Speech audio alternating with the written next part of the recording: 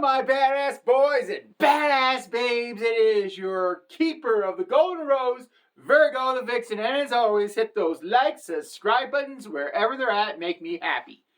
Today, we're going to talk about a life lesson when you're going costume shopping with your grandkids. Now, let me set the scene so that I give proper context. So this way, if you read about it in the paper, you would have the full story and just some slanderous headline about how some crazy woman may have done something in a local store that sells Halloween merchandise. All right, here's the scene. There was me, my daughter Ava, and my three little angels, Michael, Gabriel, and Raphael. They are my grandchildren. They are the joy of my life, and God bless them. Me and Ava decided this is the kids kind of, we're going to do a nice little Halloween thing. So we're going to go down, give them some matching outfits, or, we'll figure out something. All right. So we load up the car. Like I said, me, the grandkids, Ava, and me and Ava are talking. She wants to have a fun Halloween. This is the year she wants to take them out trick-or-treating for the first time. And it starts bringing up nostalgic memories when I took Ava out. How can I say this politely? I don't want to say I went trick-or-treating. It was more like bar hopping, and I brought my kid with me so I could get free booze. I'm not proud of it, but hey, by the time that night ended, let's just say I was stocked up for a good 6 months. Hey, I'm not proud of it, but it worked, okay? And don't try that now today. You'll get thrown in jail and get your kid taken away from you. But back in my day, you could do this sort of thing. And yes, I know that makes me sound old. But anyways, so we're going costume shopping at a local store, sells Halloween merchandise. All right, here's the problem. I am a big kid at heart when it comes to Halloween and all the merchandise that is there. I cannot make this up. There's a part of me that just instinctively wants to push the buttons that say, push here to see, how this thing acts or this sound comes out of it. I have to. I am compelled to push the buttons, the ones on the shelves, the ones on the floor, the ones in the stands. I have to do this. I'm not proud of it, which kind of leads to the incident that we're going to be talking about that you may have read or may not have read in the paper. All right. So I'm in there, and Ava is embarrassed because a woman of my age is just giddy like a little 6-year-old pushing buttons everywhere. It's not a look that, let's just say, an adult woman should be doing. All right. So after I have my, how can we say this, guilty pleasure, I'm going to use that term loosely here several times. So I get done with that for the most part because there's other, I only just played with the ones that were near the displays, near the door, but there was a whole bunch more down the way there, so I had to go play with them. Anyways, so my grandkids, we're shopping. We're getting them, outfits. I can't remember.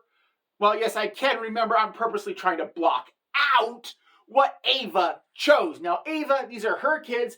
She can do whatever she likes, technically, but she decided to dress them up as teddy bears. I do not understand why she decided to go with like 3 little cute teddy bears. I think she had some, I don't know. I cannot explain the logic of why she dressed them up like teddy bears. I mean, there is like a million costumes to choose from, and you chose 3 teddy bears. Why?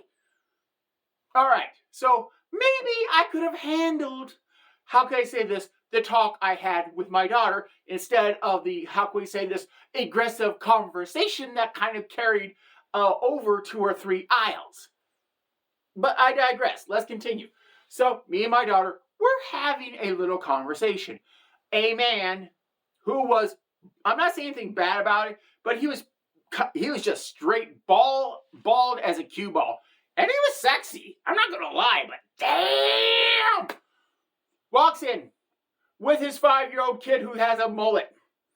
You might see where this is going.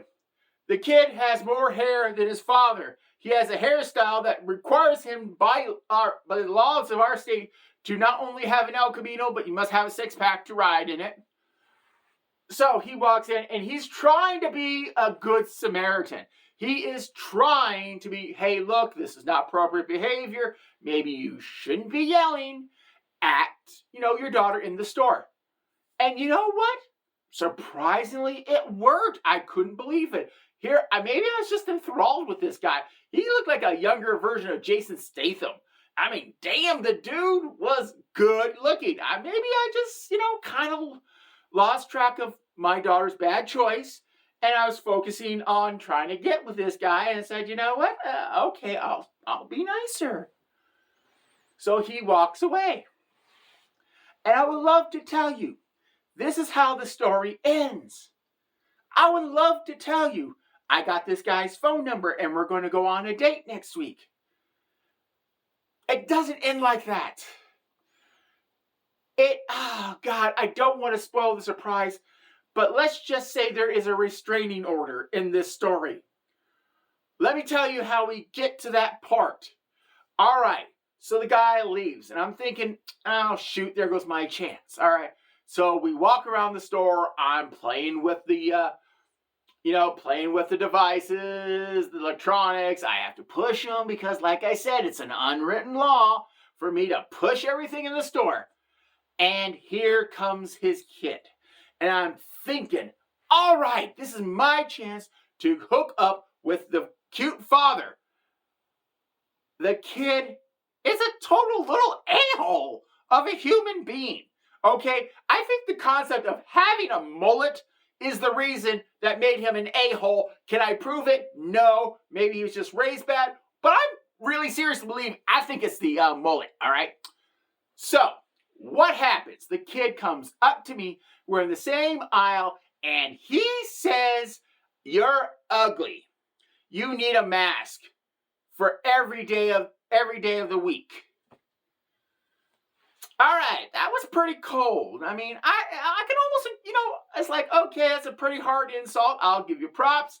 I just ignored him. I go, yeah, why don't you go find your father? Just please leave me alone. All right. So, and he goes, and this kid, I didn't hit him, but God knows I wanted to punt him. Okay, for some odd reason, the little shit knew what Freddy Krueger was and said that Freddy Krueger looked better than me. Okay, again, there's a part of me that wants just to pick this kid up and just drop kick him 4 aisles that way. I don't hit the kid. For the record, I don't hit the kid. All right. So, I just tell him, please leave me alone. You don't talk to grown-ups that way. I'm going to get you in trouble with your father if you continue to do so. And then the kid, I got to give this kid credit. I mean, he did get some good cheap shots on me, but I think this one kind of set me over the edge when he said, even Jason Voorhees had the how can I say this? The brains, or should I say the smarts to wear a hockey mask. Why aren't you following his example? Okay, that point, that did. First of all, I was impressed by the cut downs of this little 5-year-old mullet freak. But the fact that he actually knew 80s references on horror movies, I don't know if it was the fact that this guy was a bad father or a good father. I can't tell the difference at this point. So this is what I did. And this is kind of leading up to the restraining order.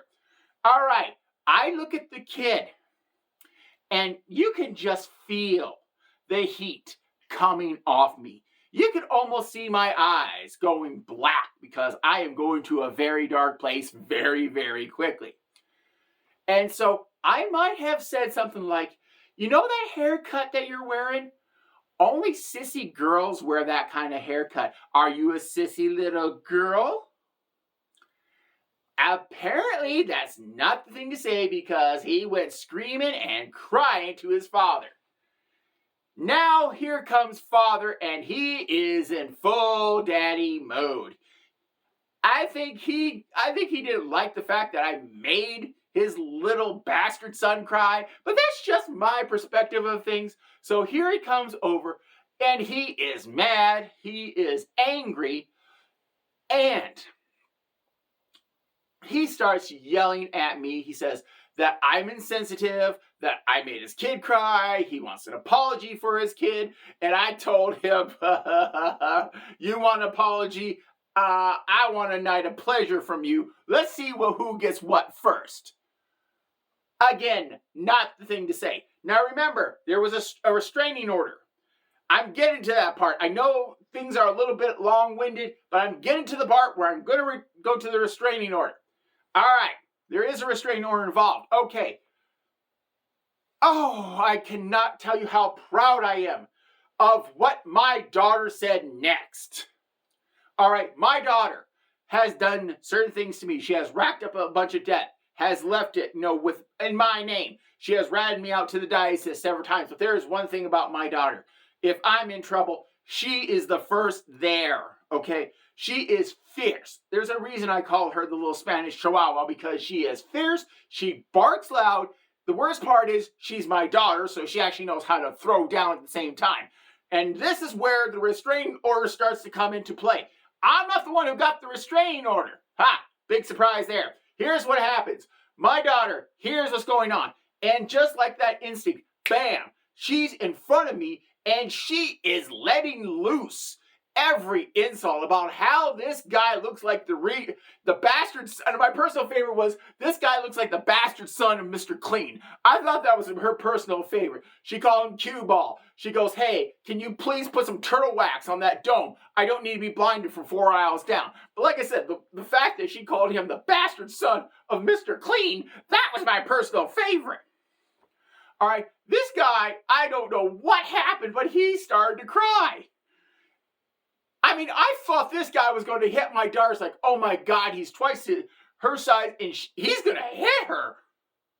But he starts crying in the middle of the store. Yeah, you didn't expect that one, because I know I didn't. All of a sudden, there is a grown man crying in the store. His kid is also crying. Store manager comes over and kicks my daughter out. I have to, since I was there, I kind of have to go with her. So we kind of get thrown out. And she has a restraining order by the store, basically banning her from shopping there for 1 year. See, I bet you didn't expect that. Hey, this time, I honestly didn't have much to do with it.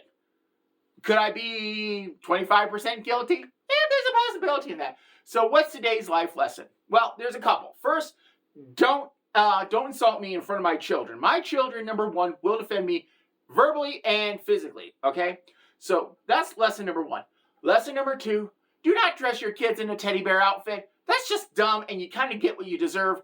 And we'll see what happens on the Halloween night. I may have to do another video on that. And number three is, men are not what I once thought they were, because I remember a day and age where a man would have hit somebody, but lately, maybe it's a good thing that my daughter wasn't hit, because one of two things: either she would have been hurt really bad, or this guy would have been in the hospital, where my daughter would have been in jail for aggravated assault. So I don't know what to make of it. But needless to say, men have changed in this day and era. Well, my badass boys and badass babes, the final life lesson, I guess we can call this number 4, is when you go out Halloween shopping, just make sure you pick an outfit that you like, and it's not a damn teddy bear. Jesus, Ava, what the hell? I'm sorry, I can't help it. It's just stupid. Well, anyways, who's your vixen? And bye-bye.